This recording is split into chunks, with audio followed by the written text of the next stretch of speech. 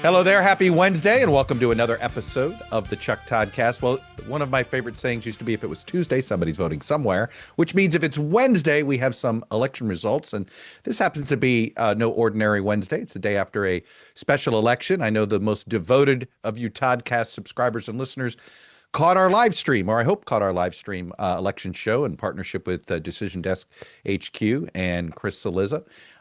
We were essentially watching the returns with those that chose to watch with us, and we had another huge turnout. We are overwhelmed by the response we've been getting for these election night specials. Let's just say you're only encouraging us to do this more and more. But in some ways, this is one of those special elections where both parties are going to take something away that they feel better about. Both parties are going to look at this and say what could have been for different ways. And in another way, you look at it as in some ways it changes nothing. It taught us nothing we didn't already know. So I'm going to start with that part, right? In some ways, this special election went as expected. What do I mean by that? Well, as Jeffrey Skelling said there at the end, it's like the final margin of victory looks like to be somewhere around, somewhere between 4 and 6 percentage points, which means you're looking at it at approximately a 16 to 18 point Democratic overperformance based on the 2024 results, which is exactly pretty much in line with what we've seen with various special elections. We've had some special congressional elections, two that happened in Florida. One had a 16 point overperformance. Another one actually had a 23 point overperformance for Democrats. Both were still Republican victories like this one, but there was this overperformance, right? Super red districts that suddenly got much closer in a special election. In some Democratic victories, their overperformance has been in the 16 to 18 point range. Why do I keep using this number 16 to 18? And no, I'm not saying 6, 7. I'm not participating in that nonsense.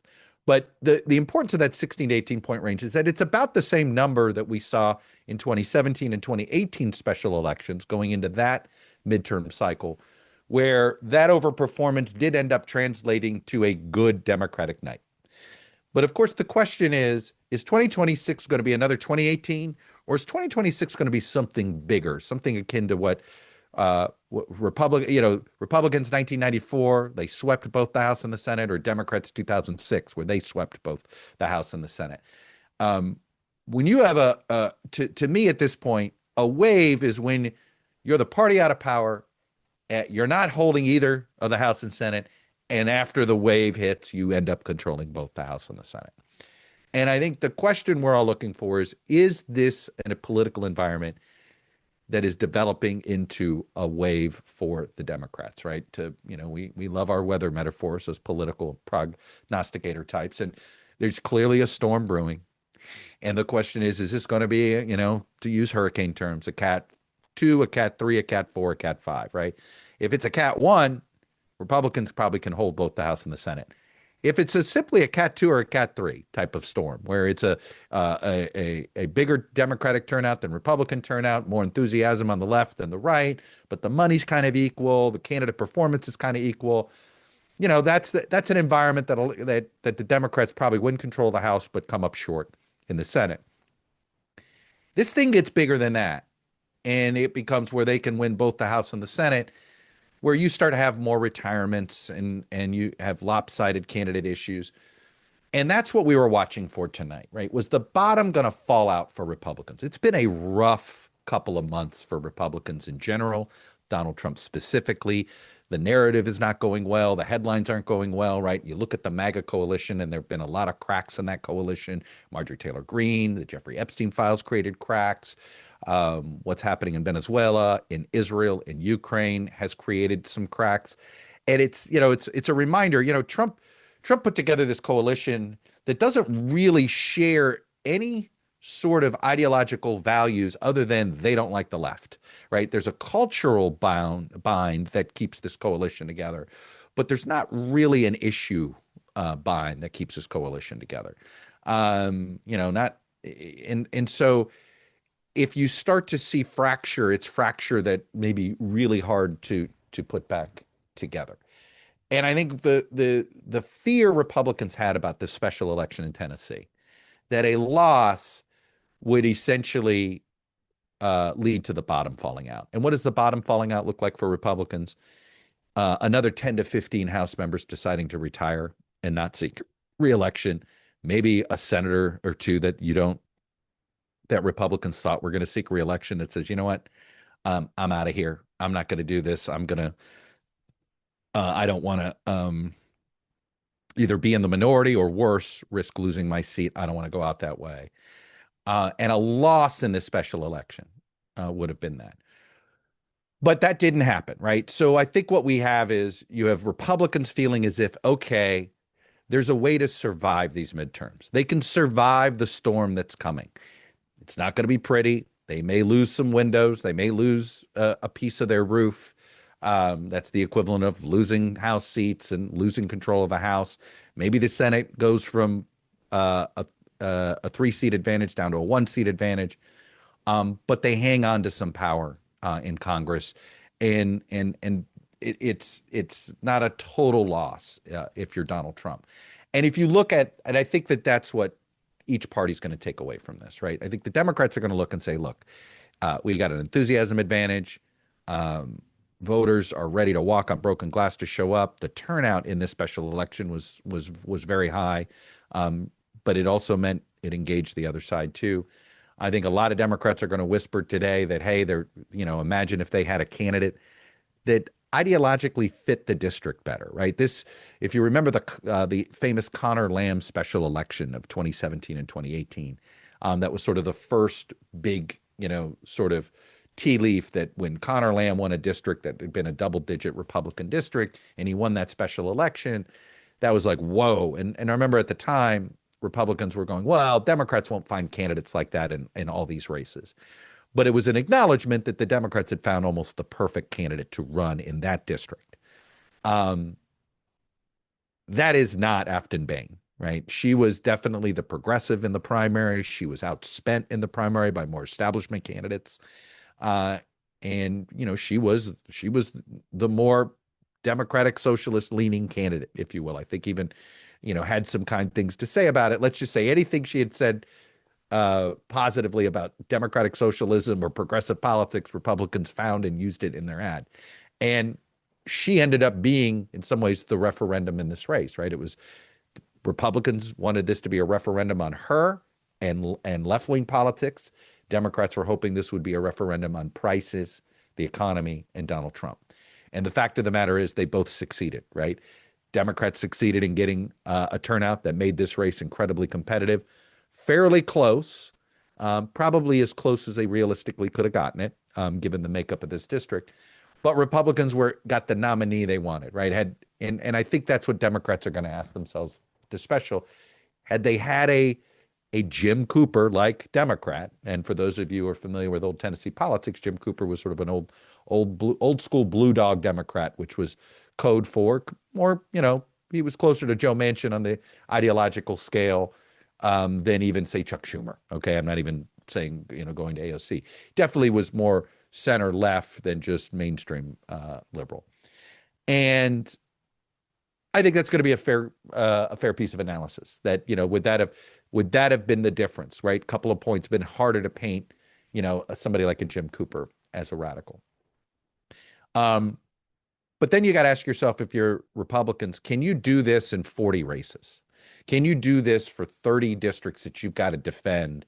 Because it's going to be somewhere now, anything that Donald Trump won by, say, 12 to 15 points, I think now is a House seat realistically that Democrats, if they find the right candidate, can potentially put in play. So, can they run the kind of essentially emergency triage campaign that Republicans came in and ran? And by the way, they deserve credit for this because, failing to answer the bell on these warning signs and losing this would have led to a total catastrophe. So doing the triage sort of bought them some time and probably saved a handful of retirements. This episode of the Chuck ToddCast is brought to you by Wild Grain. Wild Grain is the first bake from frozen subscription box for artisanal breads, seasonal pastries, and fresh pastas. Plus, all items conveniently bake in 25 minutes or less. Unlike many store-bought options, Wild Grain uses simple ingredients you can pronounce and a slow fermentation process that can be easier on your belly and richer in nutrients and antioxidants. Wild Grains boxes are fully customizable. They're constantly adding seasonal and limited time products for you to enjoy. In addition to their classic box, they now feature a gluten-free box and a plant-based box. I checked out the gluten-free box, and let me tell you, they have a gluten-free sourdough bread. We got 2 loaves of it, and we've done 1 loaf already. It's a cranberry and almond sourdough bread. It's like the best raisin bread you've ever had, except it's not raisins. It's hit or miss if you mess around in the gluten-free bread world. This is a hit.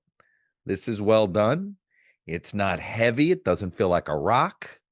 Anyway, seriously, I was impressed. So look, for a limited time, Wild Grain is offering our listeners $30 off your first box, plus free croissants in every box when you go to wildgrain.com/Toddcast to start your subscription. $30 off your first box when you go to wildgrain.com/Toddcast. That's wildgrain.com/Toddcast, or simply use the promo code Toddcast at checkout. Always use the code, get the discount. I'm telling you, it's excellent, excellent bread. But can they scale this, right? You might be able to save a race here or a race there in this game, but you're not going to be able to hope that you get Democratic nominees that don't fit the district across the country. Now, do I think Republicans are going to get into the habit now of trying to actually play in Democratic primaries? Because that's the other difference between the 2018 cycle and the 2026 cycle. In 2018, the Democratic leadership, and at that time, and yes, that included Schumer and Pelosi, but back then they had a little more juice. The Democratic Party had a little more credibility with its own voters and donors, that when they squeezed people out of a primary, they listened. When they said, hey, this is who we're supporting, this is who the National Party wants, they could clear a primary field. And they could sort of minimize the number of nominees that were going to be too far to the left to win general elections. They don't have that credibility this cycle. While there, I think, a bit more enthusiasm for Democrats, you also have a national party that can't sit here and say, ooh, we're going to squeeze out this candidate in the Michigan Senate primary, squeeze out.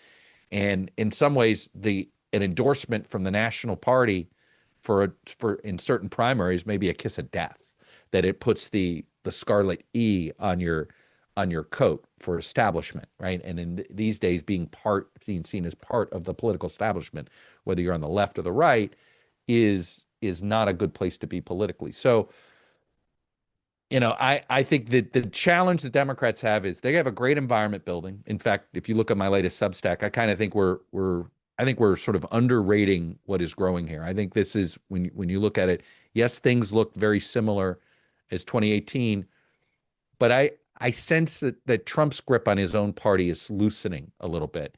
And ask yourself over the next 5 months, what good headlines are going to help a Republican that's going to be on the ballot in 26, right? They're having this argument over extending the Obamacare subsidies. In fact, I believe that had Aftyn Behn won this special, had the Democrat pulled the upset, I think you'd have seen those subsidy extensions happen within 48 hours. I still think they're going to happen because I think Trump is going to flip a switch, and his pollster, who's been warning a lot of Republicans that healthcare could be the issue that takes down the Republican majorities in both chambers, that Trump will end up weighing in and doing a 1 year or 2 year extension because he just wants to they want to mitigate the damage not extending these healthcare subsidies would do. So, but the point is, just that fight alone, there's not positive headlines being created. Those are negative. That's defensive headlines. Then we've got a tariff ruling that's coming. Well, no matter what the ruling is, I think it's a bad headline for the Republicans, right? If the Supreme Court upholds Trump's authority, well, the market's going to go haywire. It means these tariffs stay in place, and the uneven economy continues, right? And we have prices continue to rise. We continue to have inflationary pressures, and we've weakened the global economy. And when the global economy gets weaker, our economy can't get as strong. We might, I saw somebody cheering on that we, Japan, that tariffs have really slowed down Japan's economy. That's not good for America if Japan's economy it goes into recession. That's not anything to cheer. That's only going to hurt our economy. Economies are too interconnected. So this is the naivete of this whole tariff regime.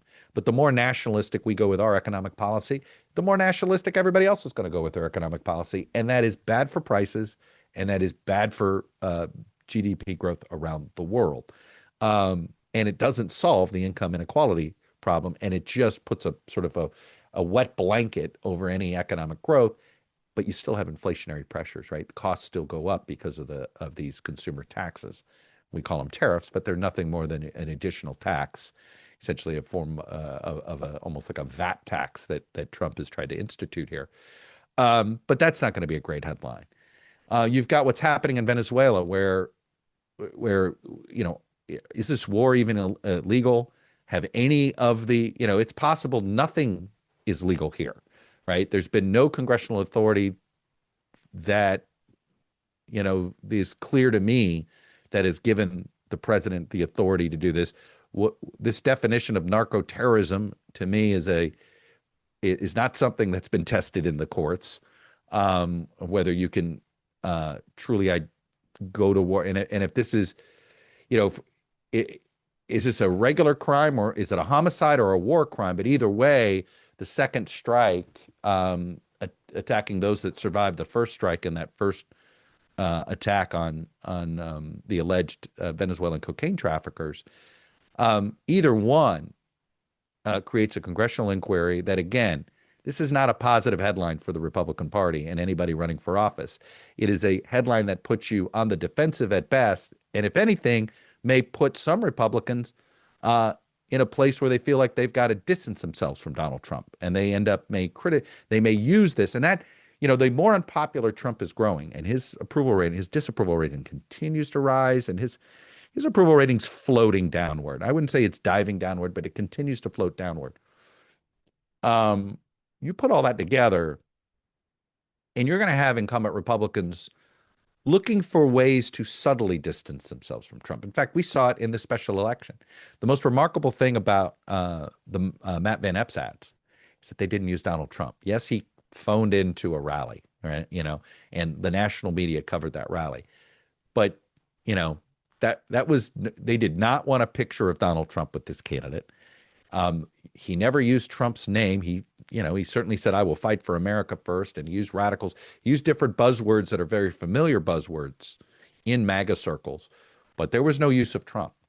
And there are going to be other Republicans who are going to be looking for specific places to start splitting from Trump. They may do it on tariffs. They may do it on Venezuela. They may do it on healthcare subsidies. But the point is, all of the near-term events that are going to impact this political environment, they all seem like negative headlines right now for the Republicans. What is going to be a positive headline that's coming up? Are we suddenly going to see prices fall and savings accounts grow over the next 6 months? That doesn't seem likely. And then there's the intangible here of Donald Trump and Trump fatigue. I think we underestimate the length of the hold he's had on our politics, right? It's been now over 10 years that he's essentially dominated politics. His movement's about 10 years old. And if you look at the history of modern political campaigns and modern politics, which I define modern politics as essentially the end of World War II to now.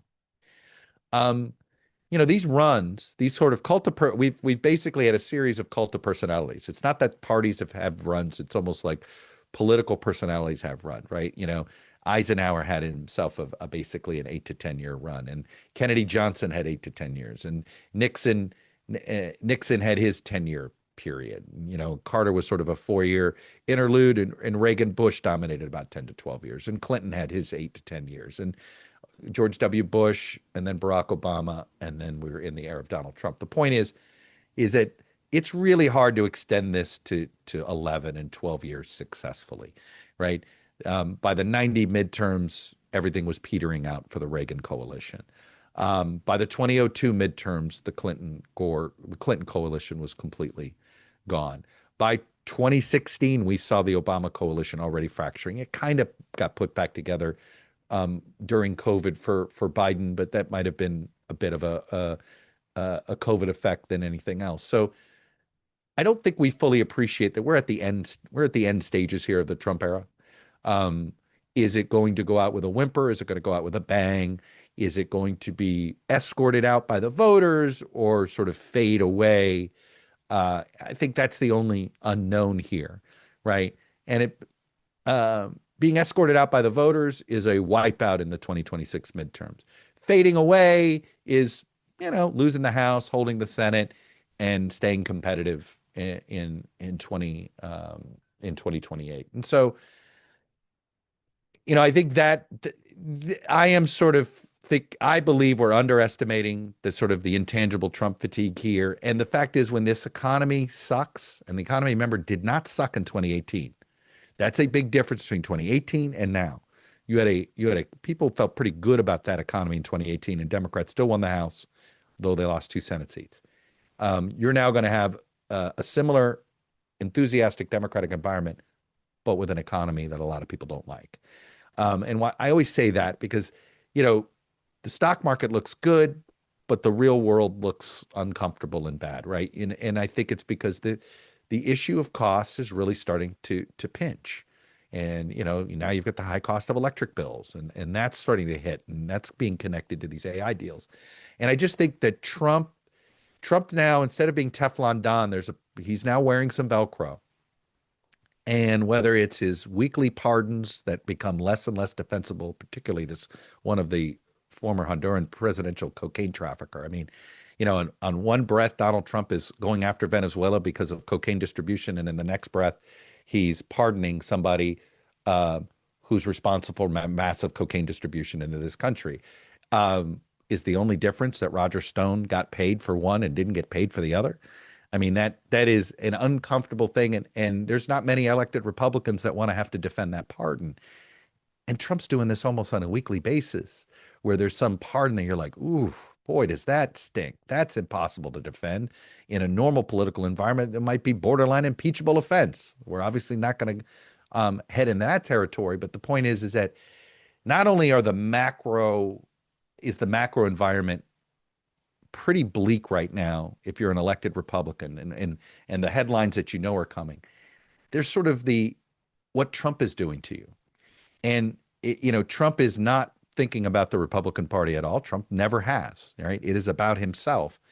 And whether it's these pardons, whether it's these personal business deals that he cuts on behalf of his son, the weird business relationships that his chief envoy in these negotiations, Steve Witkoff, is involved with, and the mixing of all this, none of that's defensible. And if people are unhappy about the economy, that stuff will then really irritate them. They overlooked it the first 4 years. They overlooked it maybe during the Biden presidency. But if they don't like their current situation, they're really not going to like you benefiting Donald Trump while they're in this tough situation. So that's why I'm a bit more bearish on Republican chances of holding each chamber. And I think that for those that follow these political prediction markets, I think everybody is underrating Democratic chances of winning the Senate. There have been, since there have only been 6 midterm elections.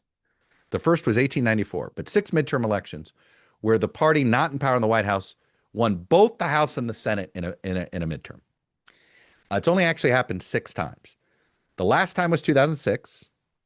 On election day, Republicans held both the House and Senate. By the time all the votes were counted, Democrats had flipped both the House and the Senate. The Republicans flipped them both in 94. Then it happened again in the 50s, and it happened again in the 40s. First time it happened was 1894, and it was Grover Cleveland's second presidential term in the midterm of that election.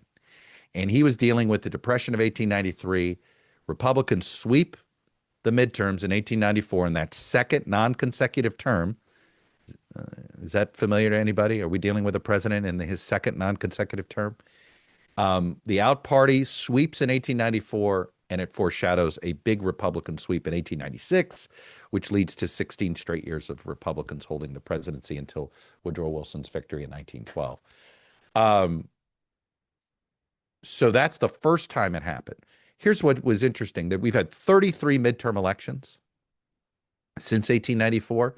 And in 21 of the 33, the out party picked up Senate seats. And in 18 of those 21 instances, the pickup was 4 or more Senate seats. Well, Democrats only need 4 Senate seats to win control of the Senate. I know the map's not great for them. When you're, and this is sometimes I question whether Democrats are truly a national party, because they barely contest elections in a third of the states. And I think that's why they may have a hard time putting enough Senate seats in play with this particular map that they have to run on. But if history is any guide, the likelihood of them winning at least 4 Senate seats is actually quite high. And so that's why I think I think people are underestimating Democratic chances here. Look, they still have a lot of recruiting to do in finding a candidate in Kansas, rallying around a candidate in Mississippi, seeing if they can target places like Kentucky or Alaska or Iowa. But they've got to put a lot more races in play. But history says they actually have a pretty good shot at doing it.